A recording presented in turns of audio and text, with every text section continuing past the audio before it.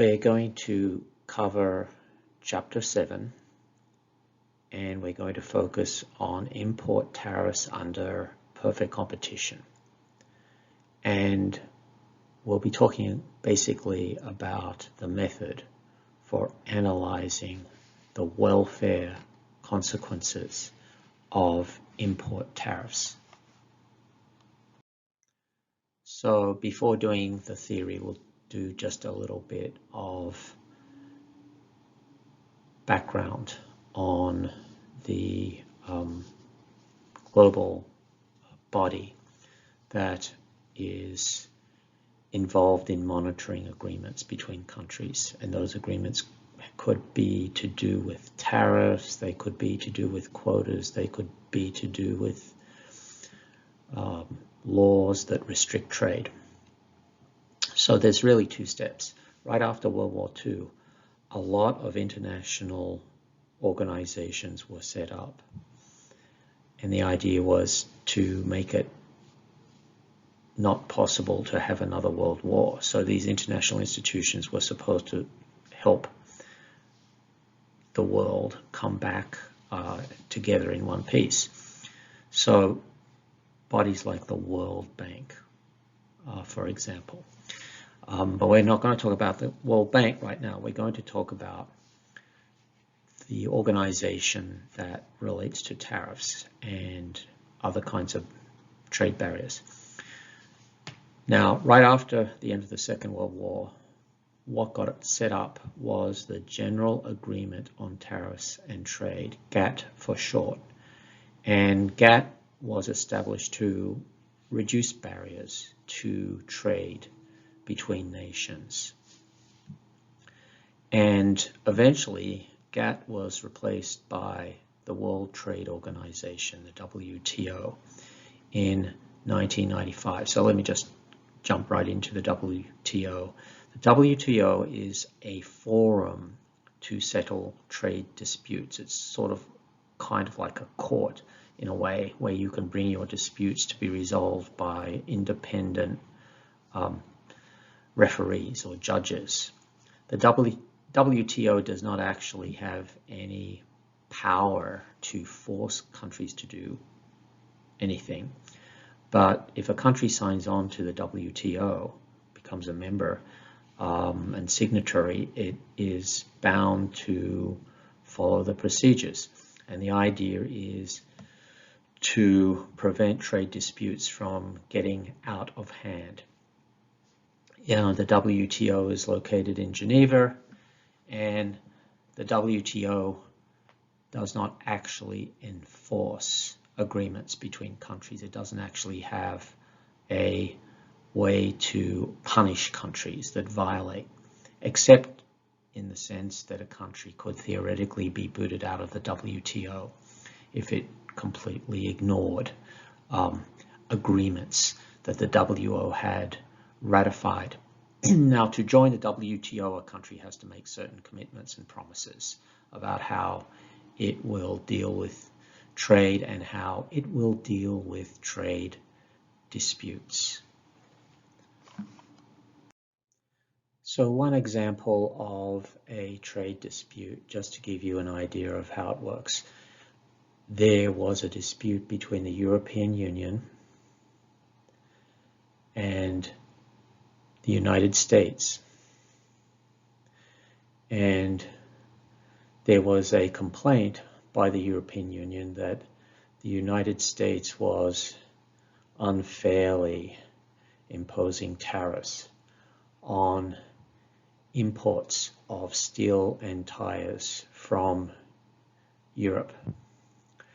So there was a negotiation and there was a resolution. I forget what the resolution was, but again, it's basically a forum, and two countries, or in this case the European Union and the United States, have to abide by the rules of resolving the dispute. So there are rules that you can't escalate the dispute. you should be trying to solve it. So the basic way we're going to examine the gains from trade and the effect of tariffs is to measure the welfare effects on a country if it should impose a tariff on imports. So in this case, we're going to assume that the good being traded is operating in a perfectly competitive market. So that means no country in the world has any monopoly power over this product. They cannot kind of capture an extra share of the revenue from selling it. So take again an example like barrels of oil, where there are so many buyers and so many sellers. This is close to a theoretical, perfectly competitive market.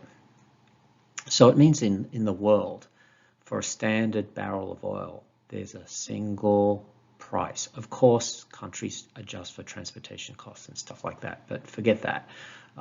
There is a standard price for a barrel of oil. So let's first do this sort of autarky situation, and the country is not trading yet.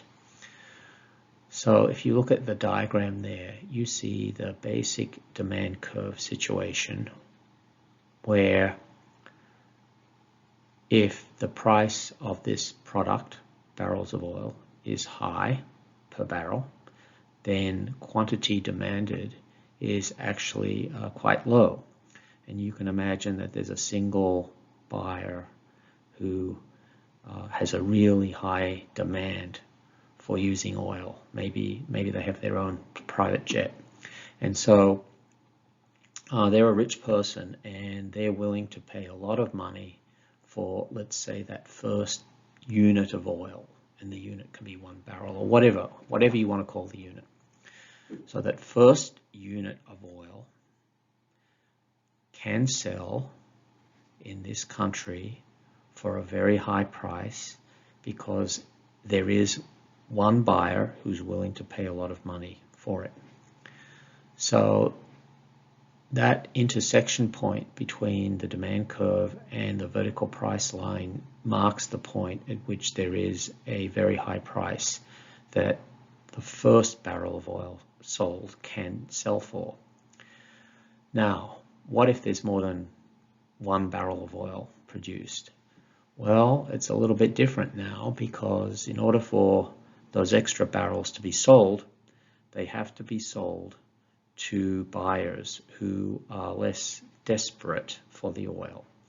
So if the buyers have the same demand curve that I said there, but let's suppose there's a big supply of oil, then maybe what's going to happen is that oil will be traded at a price like P1.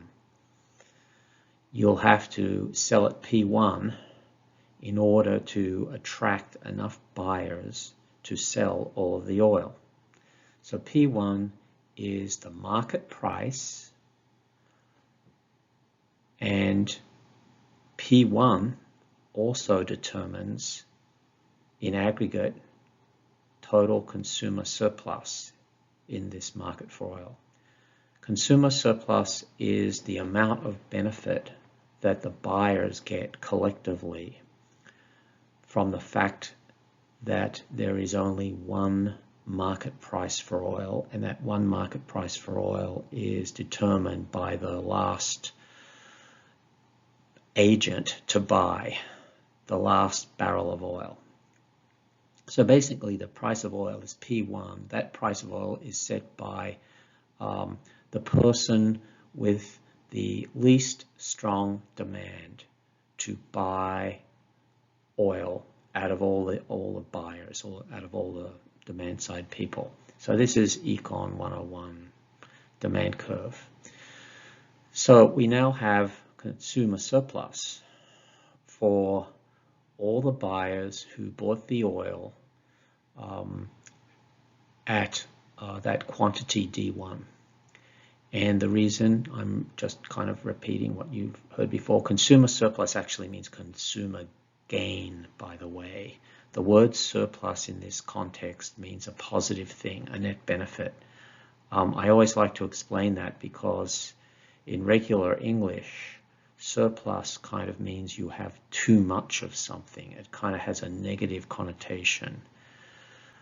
But we use the word surplus here to mean a positive thing, a gain, and that's a kind of historical legacy of the days when farming dominated the economy. And for farmers, if they have a surplus crop, that's actually a good thing. So 200 years ago, the word surplus was a good thing. It meant you had benefit. So that legacy carries on. So just remember, consumer surplus is a positive thing, it's a gain. So there's that triangle there that you should have seen in Principles of Economics that measures the total surplus, the total consumer surplus, I should say, that all the buyers obtain when the market price for oil is P1. And the logic behind this is that the first buyer, the one who would, well, let me put it this way, the buyer with the highest value for oil, the one who would have been willing to pay a very high price, only has to pay the market price P1 just like everyone else. So that distance between P1 and the apex of that sort of D to the vertical axis sort of intersection. So the person who would have been willing to pay a lot of money only has to pay the ruling market price, and the gap or distance between the willingness to pay and what they do have to pay is a gain, and that's the consumer surplus that single buyer gets. Now you move a little bit down the demand curve, and now you're into buyer number 2, and buyer number 2 also only has to pay P1, but they get a lot of benefit from a barrel of oil. So that's a net gain to them. And you just continue down, sliding down that demand curve until it intersects P1. And you look at that triangle, and the area of the triangle, half base times height, is total consumer surplus. So that's the sort of win for buyers in this perfectly competitive market. Now, if this was a different kind of market, if this was a market where sellers would be able to, let's say, price discriminate, that is to say, if sellers could charge different buyers different prices, then the sellers could eliminate a lot or all of that consumer surplus because they charge the high price to the guy who really wants the oil, and they charge a little bit less to the next desperate to get the oil, and then the sellers would charge the P1 price to the buyer who's only willing to pay P1 no matter what. So that's your traditional consumer surplus as we see in Principles of Economics. Now, simultaneously, the sellers also have their own counterpart concept of surplus, and that is being shown on this diagram in a little bit of a strange way. Normally, when you study demand and supply in Principles of Economics, you have the demand curve and the supply curve on the same diagram. And that's actually effectively what's going on here. But what they're doing is they're taking the supply curve and splitting it off from the demand curve and giving it its own diagram. But really, if you see that supply curve, you could just move it all the way to the left side diagram, and it would look like your regular supply curve that you see in Principles of Economics. So just remember that. Now, producer surplus is the counterpart to consumer surplus. Producer surplus is the net aggregate gain that all the sellers get due to the fact that they're able to sell their product for a price that is actually higher than, let's say, their cost of production. Let's imagine that the cost of production sets the minimum price that a seller would be willing to accept. So if it costs me $20 to extract a barrel of oil from the ground, then I will never accept less than $20 for a barrel of oil. So you look at that intersection between the S line and the price vertical line, and that intersection on the far left is the producer surplus that's going to go to the seller who has, let's say, the cheapest cost of production. They don't require a high price to make a profit. So your seller who's furthest to the left gets the biggest chunk of producer surplus. Move a little bit to the right on that supply curve. The next seller also gets producer surplus, but not quite so much as the first seller, and that's maybe because seller number 2 has higher cost of production. And so you continue on that way until you get to that point of S1, and S1 is actually the quantity that is being supplied if the market price is the P1 from the other side of the diagram. And so you can look at a triangle also to calculate producer surplus. It's half base times height. Only, of course, the area is sort of flipped around there. So in this diagram, we're going to look at what happens if we go from the country, home country being in autarky, and open it up to trade with the world. And the basic assumption will be that in the world as a whole, oil is plentiful and cheap. And so when we open up to trade for this country, what we're going to find is that the prevailing world market price for oil, PW, is lower than the price was at home, in the home country, in autarky.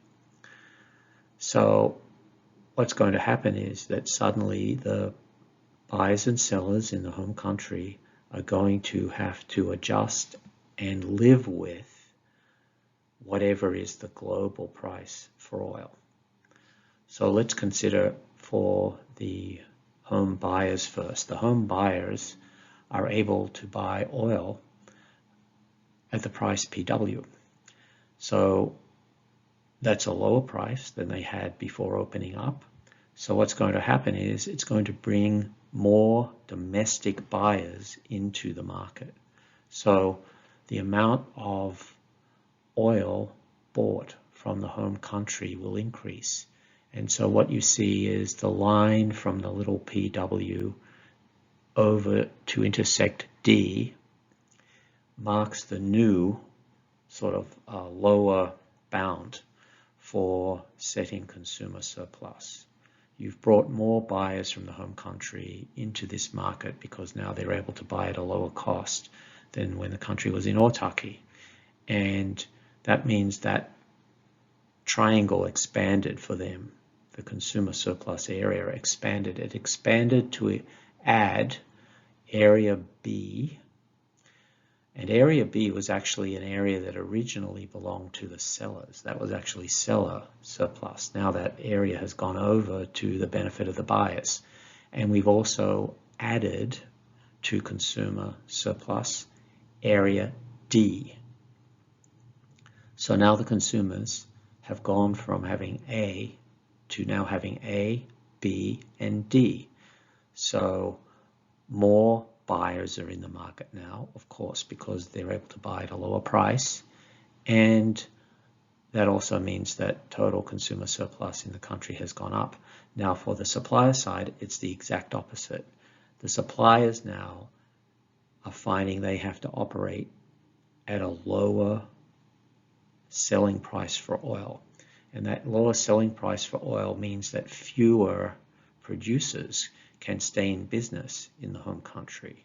So what's going to happen is that only the producers who can produce up to a certain point, which is actually S1 there, can stay in business in the home country. The rest of the oil is going to come from overseas producers, and you see that imports equals M1 there. That's a gap that is the gap between what the domestic buyers want to buy and what the domestic producers are able to produce and while staying in business. So the gap between D1 and S1, that's the imports of oil to the home country. So where does that leave the domestic producers? The domestic producers have had their triangle shrink to the area C. So definitely they're worse off. A bunch of domestic oil producers have been pushed out of the market. They cannot compete. They can't afford to sell at that lower price of oil. So we know that buyers win, sellers lose. But what about the country as a whole?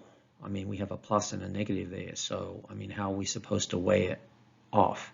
Well, the way we weigh it off is by looking at what's happened to the total area of consumer surplus plus producer surplus. And total surplus in this country has increased. It's increased by area D. Area D is an area of surplus or gain that has been added to this country. And that's a measure of how much better off this country is after opening to trade in oil. Now, remember, we're treating the welfare of the buyers and the sellers exactly the same. We don't discriminate. So we've got a plus B plus D for Donald minus B for Bob, and the net result is a plus D. The country as a whole is better off in welfare terms because it's now able to take advantage of lower world prices for oil. Now, this is an analogy for any kind of good that is sold in a perfectly competitive market. We said oil, but it could be wheat that's globally traded. It could be lots of products. Any product that's globally traded and is tolerably kind of standard everywhere in the world, your country, your consumers will be better off if you open to trade. Okay, so what we're going to look at now is how the effect on the home country will be different depending on what's going on with the world price for oil. Previously, we just assumed that the world had a significantly lower global price for oil, and that's all we looked at. But that might not be true. It might not be true that the price of oil in the world is lower than the price is at home. So if you look at the right-hand diagram there, that red line is basically determined by what's going on in the world. It's saying that if the price of oil in the rest of the world happens just by coincidence to be exactly the same as what it was in the home country, when the home country was in autarky, then opening up to global trade doesn't make any difference. You'll get the home producers will still be able to sell their oil at the same price as before. Buyers in the home country will have to pay the same market prices before, because when they opened up to the rest of the world, they're not going to get a better deal. No one's going to get a better deal. The buyers won't get a better deal, and the producers in the home country will not get a better deal. So there's really no imports of oil into the country, and no change. basically. So that's why we call the A asterisk at P autarky as a kind of position where there's no demand for imports. Now, as if the world price is lower than the autarky price in the home country, then we start to see that imports will increase. And imports are the distance, the gap between the home demand country and the home supply country. Once the gap opens up due to the world price of oil being lower, then imports will increase. And imports will get bigger and bigger and bigger the lower is the world price of oil. So let's suppose that the domestic oil producers are unhappy with opening to free trade with the rest of the world because most of them cannot compete on price. So they lobby the government to create a tariff and add that to the price of oil that is imported. So imported oil now has to be sold at a price of PW plus T. The cost to the consumer of buying oil is PW plus T. So what's going to happen is that imports of oil will fall. The imports of oil will fall because of the behavior of domestic buyers. Fewer domestic buyers are going to be able to afford to buy oil at PW plus T compared to PW. So what you see there is that effectively the demand for imports has decreased. That sort of distance between the two blue lines has decreased as you sort of move up the price line again in the home country. So that also means that if the tariff was high enough, if you had a really high tariff, you could actually push the home country back to A. You would reduce imports to 0. So due to the tariff, imports fall, and you can see the fall from the right-hand side that imports fall because of the tariff from M1 to M2. Again, this is because of the domestic buyer's behavior. And as a result, you are moving your equilibrium from B on the right-hand diagram to C on the right-hand diagram.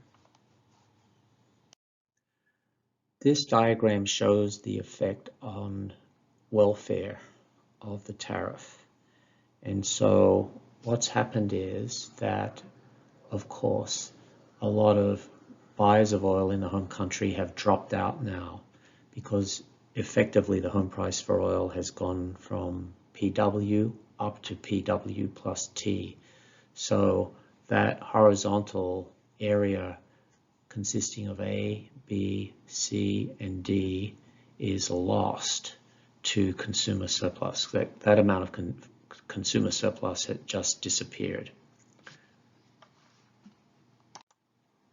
On the other hand, domestic producers have managed to get back some of their producer surplus, namely the area A. And government has received some revenue from this tariff. The revenue is the amount of the tariff, T, just the T, multiplied by whatever the amount of imports happens to be now. And imports are equal to D2 minus S2.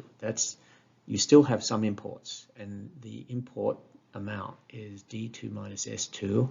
You multiply that by the tariff that has to be paid for those barrels of oil, and that's money going to the government.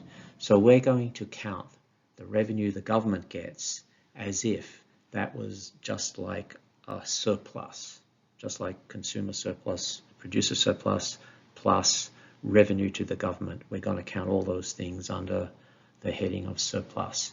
So what that means is the only complete loss of consumer surplus, actually of surplus, is the purple areas B and D. Areas B and D have just disappeared. They've evaporated. They're not going to the producers. They're not going to the government. So that's what we count as the net loss in welfare by adding the tariff. The net loss of welfare to the country as a whole is the loss of that little triangle B and the little triangle D. This diagram is basically saying the same thing as the previous diagram, that by adding the tariff T, domestic purchases, domestic imports fall to D2 minus S2. And so what you have is a loss, a net loss of welfare to the home country of ultimately it's purple area B and purple area D.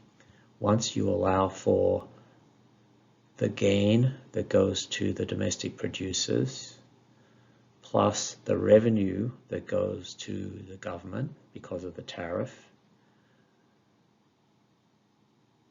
what is not offset, what's not the offsetting gain from when you have the tariff is those small areas B and D, and that's welfare that is lost forever. And the diagram on the right is just telling the sort of the same story, a different way graphically of calculating the loss of welfare due to the tariff. And the purple area on the right-hand side diagram will have the same area as if you added the B and the D on the left-hand side. So just some kind of terms here. The triangle B, if you really wonder, what is the B and D? Well, the B is actually the production loss or efficiency loss by causing the country to do some home production of oil that is actually occurring at a higher price to the country than if they could be buying it from abroad. So yes, producers are better off, but some of that extra production by producers is actually costing the country more than if the country were to import the oil from abroad. And likewise, the triangle D is representing those individuals who are no longer able to consume the oil at the low enough price that they could afford to do it. And another word for that is consumption loss. And this actually is a slide that deals with a different setup than what we've been using. And in this setup, we're thinking about foreign export supply and what will happen if a large country creates a tariff. And actually, I don't think I want to do this one. We'll just suffice to say that the analysis is different if the country we're talking about is large enough to have an influence on the global price of oil. Then it's just a different situation. What we've been doing, what we're working with is a country that takes the world price of oil as a given. It cannot influence the world price of oil. And that makes the analysis for the home country relatively simple. There's no kind of way for the home country through its actions to incentivize the rest of the world to produce more oil or produce less oil. So don't worry about this diagram.